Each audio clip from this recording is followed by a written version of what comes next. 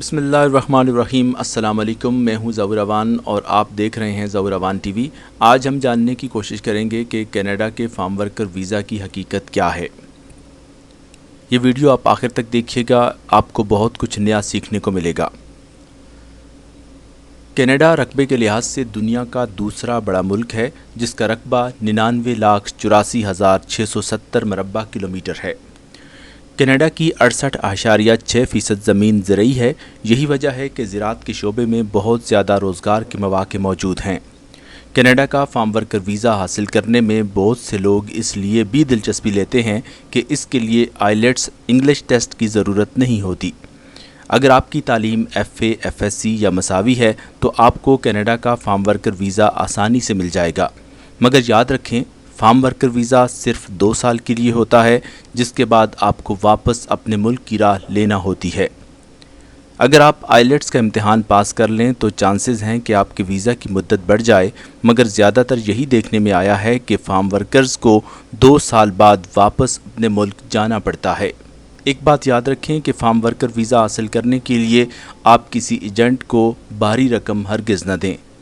ہاں، اگر ایجنٹ آپ سے بہت تھوڑی فیس چارج کرے جو کہ ہزاروں میں ہو تو ٹھیک، لیکن اگر وہ آپ سے فارم ورکر ویزا کا 20 لاکھ یا 25 لاکھ مانگے تو آپ کبھی بھی بے وقوف نہ بنیں۔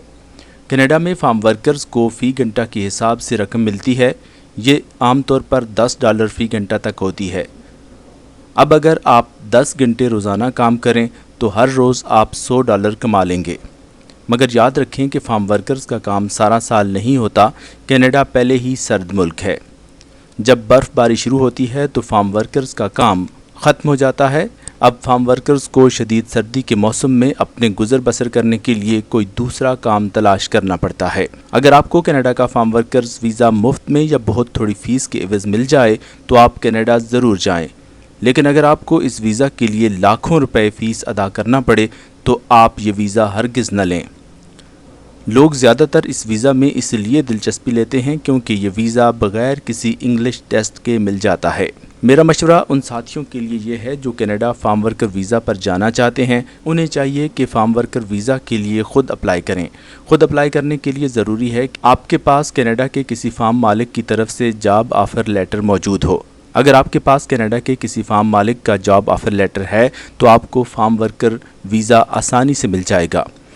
جاب آفر لیٹر حاصل کرنے کے 2 طریقے ہیں۔ ایک تو یہ ہے کہ آپ خود کینیڈا وزٹ ویزا پر جائیں اور وہاں کسی فارم مالک سے یہ لیٹر خود لے آئیں، یا آپ کا کوئی دوست یا رشتہ دار آپ کے لیے یہ کام کر دے کہ وہ اپنے تعلقات کو استعمال میں لا کر آپ کے لیے فارم ورکر کا جاب آفر لیٹر حاصل کر لے، جس کی مدد سے آپ کینیڈین ایمبیسی یا ویزا آفس میں خود جا کر اپلائی کر سکیں۔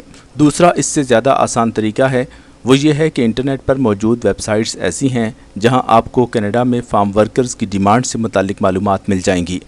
آپ آن لائن اپلائی کر سکتے ہیں اور اپنا CV اپلوڈ بھی کر سکتے ہیں۔ فارم ورکر ویزا کی مدت میں اضافہ کروانا کافی مشکل مرحلہ ہے۔ صرف ایک ہی صورت ایسی ہے کہ اگر آپ جس فارم مالک کے ساتھ کام کر رہے ہیں وہ چاہے تو آپ کے ویزا کی مدت میں اضافہ کروا سکتا ہے۔ فارم ورکر ویزا پر کینیڈا جا کر آپ ایک معقول رقم کما اور بچا سکتے ہیں، مگر یہ صرف اس صورت میں ممکن ہوگا جب آپ نے کینیڈا کا فارم ورکر ویزا حاصل کرنے کے لیے بھاری فیس ادا نہ کی ہو۔ بصورت دیگر آپ 2 سال کینیڈا میں لگا کر بھی اپنی فیس کی صورت میں ادا کردہ رقم واپس نہیں لے پائیں گے۔ یہ ایک حقیقت ہے کہ فارم ورکر ویزا کسی بھی دوسرے ویزے کی نسبت زیادہ آسانی سے ملتا ہے۔ فارم ورکر ویزا پر جب سردیوں میں کام بند ہو جاتا ہے تو آپ کو کینیڈا میں دوسری جگہوں پر کام کرنے کی اجازت ہوتی ہے۔ آپ اس موقع سے فائدہ اٹھا کر اپنے لیے نئے مواقع تلاش کر سکتے ہیں۔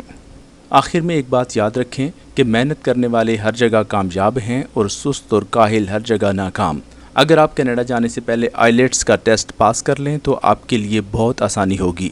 اگر آپ کی انگلش اچھی ہے تو آپ کینیڈا میں اپنے لیے کوئی اچھی جاب تلاش کرنے میں کامیاب ہو جائیں گے۔ کینیڈا میں فارم ورکر ویزا پر ضرور جائیں، مگر بھاری فیسز ہرگز ادا نہ کریں۔ اللہ آپ کا حامی و ناصر ہو۔ ویڈیو اچھی لگی تو لائک، کمنٹ اور شیئر ضرور کر دیجئے، اور چینل اگر ابھی تک آپ نے سبسکرائب نہیں کیا تو کائنڈلی سبسکرائب کر دیجئے۔ بہت شکریہ آپ کا۔